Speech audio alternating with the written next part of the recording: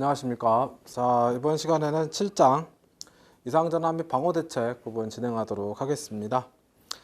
네, 이상전환 및 방호대책 부분이 내용상 들어가게 되면 디테일하게 들어가면 굉장히 양이 많아져요. 근데 이제 우리가 그 디테일한 부분까지 싹 다 들어갈 필요는 없을 것 같고요. 그래서 시험 문제 쪽에서 언급되는 형태 위주로 하고 그 다음에 실기시험까지 진행한다라고 했을 때 필요한 부분 위주로 해서 진행하도록 하겠습니다. 자, 이쪽부터 진행하도록 하죠.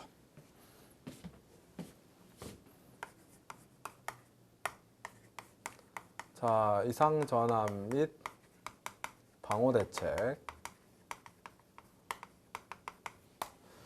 그러면 여기에서 이제 우리가 알아봐 줘야 될 것은 이상전압에는 뭐가 있을 것이고 걔가 어떤 상황 또는 사고를 일으킬 것이고 그로 인해서 우리는 어떤 방법으로 이상전압에 대해서 대처를 해야 될 것이냐, 그거 얘기를 하는 게 7장에서 진행하는 부분이죠.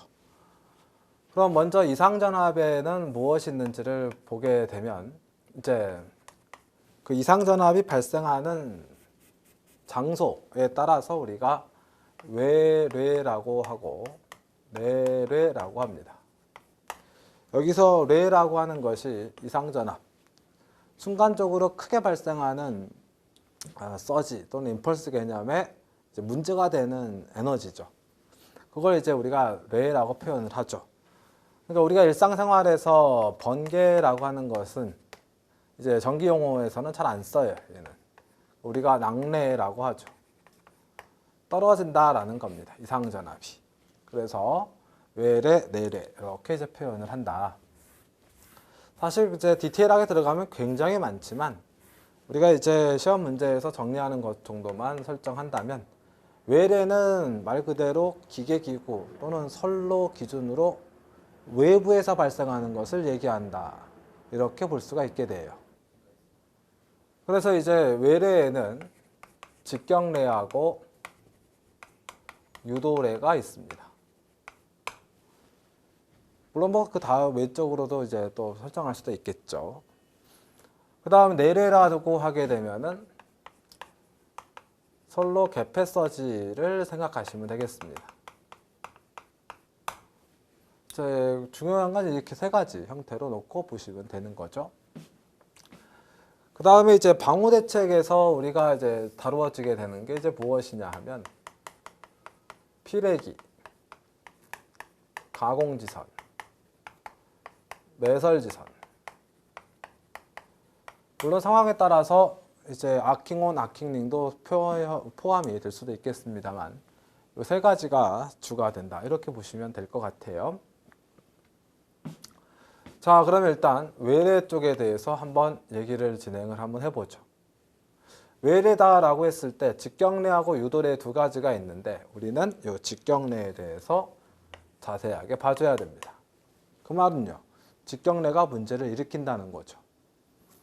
그러면 이제 어떤 형태로 해서 문제를 일으킬 것이냐, 이렇게 이제 선로가 구성이 됐을 때 자, 이렇게 전기에너지가 이제 가죠. 3상 선로가 돼서 A상, B상, C상. 그러면 이렇게 이제 선로가 설정이 돼서 에너지 공급이 되는데 직경래하고 유도래라고 하는 것의 가장 큰 차이점은 발생 지점입니다. 발생 높이예요. 아래가 지면이고요.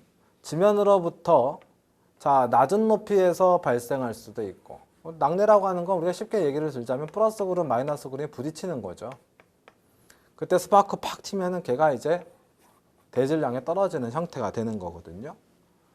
그러면 이제 이렇게 낮은 높이에서 발생할 수도 있습니다만 상대적으로 이렇게 높은 위치에서도 발생할 수 있다.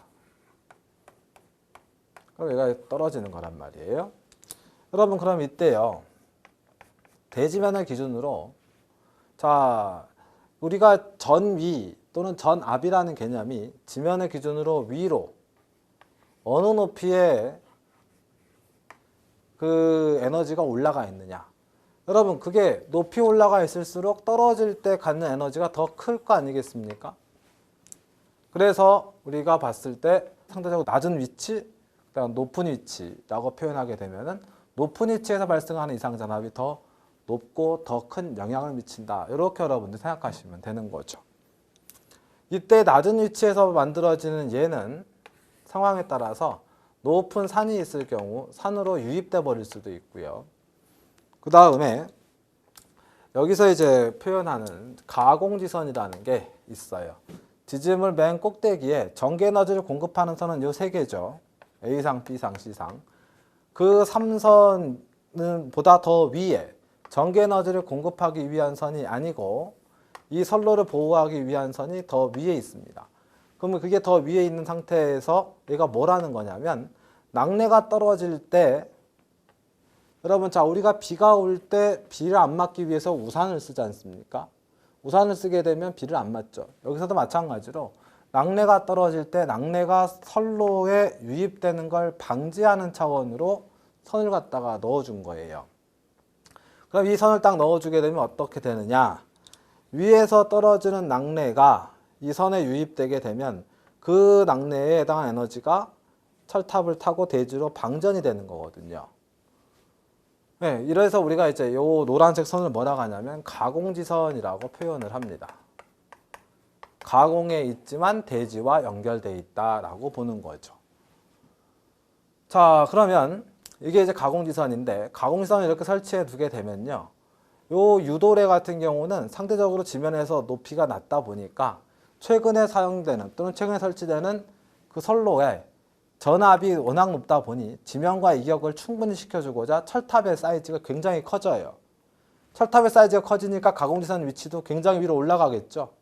그러다 보니 유도래, 즉 지표면에서 상대적으로 낮은 위치에서 발생하는 유도래의 경우는 이쪽으로 스며들어 버릴 수도 있습니다. 그러니까 유도래 같은 경우는 크게 문제가 되질 않아요. 그래서 우리가 여름에 장마 시즌이라든지 태풍이 올 때 천둥 번개 치죠. 천둥은 소리고 번개가 그 빛이잖아요. 그게 직경래예요. 그래서 걔가 높은 곳에서 발생하다 보니까 에너지가 높다 보니까 걔가 떨어질 때 엄청난 에너지를 가지게 됩니다. 그래서 실제로 그런 사람들도 있죠. 이 낙뢰가 떨어질 때, 그 번개가 칠 때요. 낙뢰가 떨어질 때 축전지를 가지고 그 낙뢰를 축전지로 담아버리게 되면 충전이 되는 형태의 그것을 이제 실현하려고 노력하는 사람들도 있어요. 그래서 이런 데이터도 있습니다. 이렇게 직경래가 설정이 됐을 때 제대로 큰 거 하나 제대로 딱 담아 놓으면 또는 그 큰 걸 가지고 에너지로 환산해서 표현하게 되면 약 한 30만 개 정도 램프를 1시간 정도 켤 수 있는 에너지가 된다. 근데 번개 낙뢰 칠 때 한 번 떨어지는 게 아니라 계속 떨어지잖아요. 한 번 떨어지면 30만 개, 두 번, 세 번, 그럼 100만 개. 그럼 웬만큼 어느 정도 사이즈의 어떤 도시 정도는 1시간 정도 불을 켤 수 있는 에너지가 모일 수도 있는 거죠. 근데 이제 사실상 그게 좀 어려우니까요. 왜냐? 전위가 너무 높으니까 깨져버려요. 잘못하면. 사람 다칠 수도 있는 거고. 그래서 이제 그런 패턴으로 능력하는 사람들도 있더라. 그렇게 여러분 생각하셔서 아, 우리가 흔히 보는 번개가 얘구나. 직경래구나. 그렇게 봐주시면 되겠습니다. 그래서 우리는 이제 유도래는 사실상 거의 다루지 않고 직경래 중심으로 얘기를 진행한다. 그렇게 여러분 봐주시면 되고요. 그 다음 선로의 개폐서지라고 하는 게 있죠. 또 선로의 개폐서지는 말 그대로 선로가 쭉 해서 왔어요. 오게 되면 어느 변전소에 들어가게 됩니다. 변전소에 들어오게 되면은 이렇게 스위치가 있겠죠. 스위치가 열고 닫을 수 있게 설정할 텐데 이게 열린 상태에서 닫을 수도 있고 닫은 상태에서 열 수도 있는 거죠.